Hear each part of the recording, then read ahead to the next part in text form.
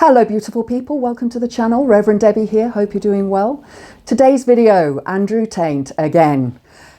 He has decided that he wants to start a political party called Bruv.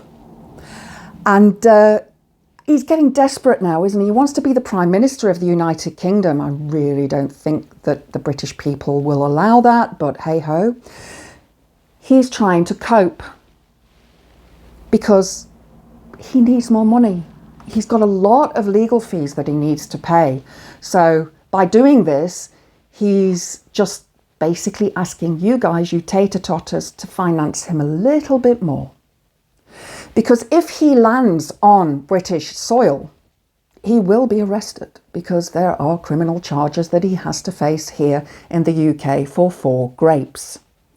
That is, of course, once the court case in Romania is finished for his human trafficking, his grape, his various other nefarious law-breaking that he has committed or allegedly committed. So he has called this party Bruv, B-R-U-V, Britain Restoring Underlying Values. Now, I'm going to read an article from The Standard for you. Before I get to that, I'm not going to read the whole thing because it's very long, but I will link it into the description box below. But guys, you have to see some of the videos that he's put out about this. They are absolutely hilarious. And a good friend of mine, Gadget, has done a brilliant video on this earlier on today. And I will link it below. Please go support Gadget. He has done humongous amounts of investigation into Andrew Tate, and it's well worth following his channel. But some things to keep in mind. There is no political party registered as yet. And he has to be an MP, a Member of Parliament, before he even stands a chance of becoming the Prime Minister. So what area would he be in? Luton, which is where he grew up. Clacton, maybe, where Nigel Farage is not doing his job. And he's also saying he's going to buy a load of empty prisons in Europe and stuff the criminals into them from the UK. Well, I think he's forgetting that the UK left the European Union, not by my choice. So that's not going to happen.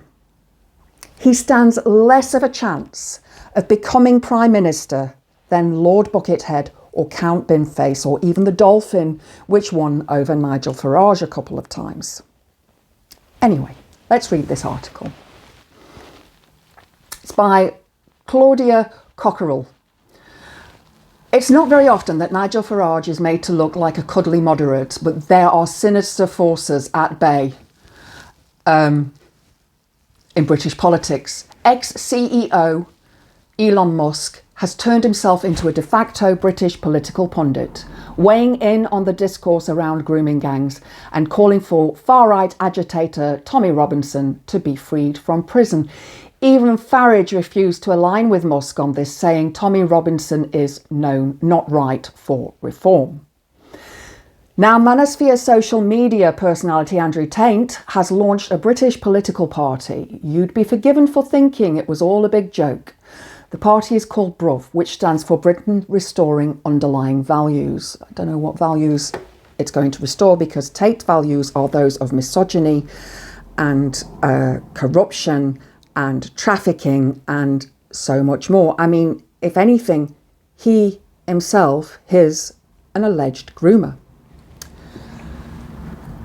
Its raison d'etre reads like a video game blurb. This is a war to reclaim Britain.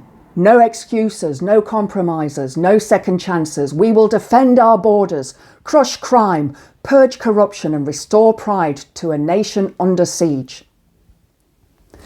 The only thing we're under siege from is the right wing and idiots like Tate and Farage and Musk and Tommy Robinson. The party's charter is an amateurish PowerPoint presentation. And guys, you've got to see this. You really got to see this. It is hilarious. With occasional outbursts in capital letters and liberal use of the Union Jack, the Bruv Party's policies include having Royal Navy warships patrolling the English Channel to deter illegal migrants. That's not going to work, because it's just not going to work. There aren't enough Royal Navy warships to do that, and it just goes against the laws of the sea. He wants to restore masculinity and strength. See, he's a toxic minuscule man himself. And he wants to set up a TV channel called BBC Punishment, a 24/7 live broadcast of knife crime offenders serving solitary confinement and cutting foreign aid to zero. So these cameras are going to be in the prisons that are in the middle of nowhere in Europe somewhere that he's going to buy and send prisoners to from here.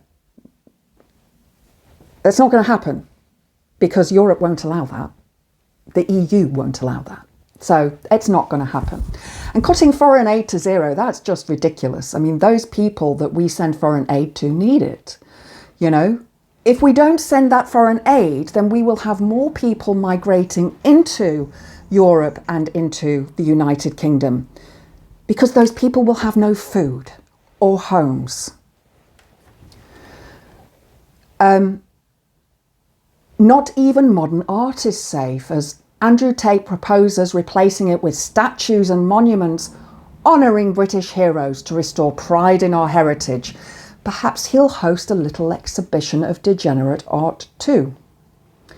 This might all be sinister if the charter itself weren't so risible. Each slide, really got to see this, has an AI-generated image intended to show the dystopian Britain we currently live in, which we don't.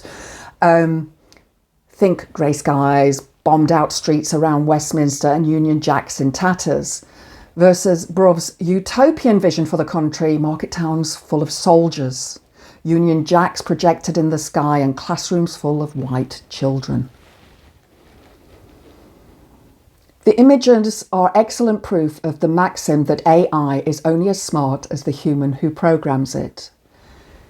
In the accompanying illustration to a slide about revolutionising education, a teacher points to a board which says, I'm going to try and pronounce this, entrepreneurship in big letters.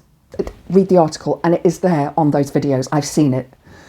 The Bruv party proposed to build a nation of entrepreneurs through teaching critical thinking and improving literacy. Well, clearly that's going to work. Another slide depicts AI children learning about traditional values like respect and responsibility.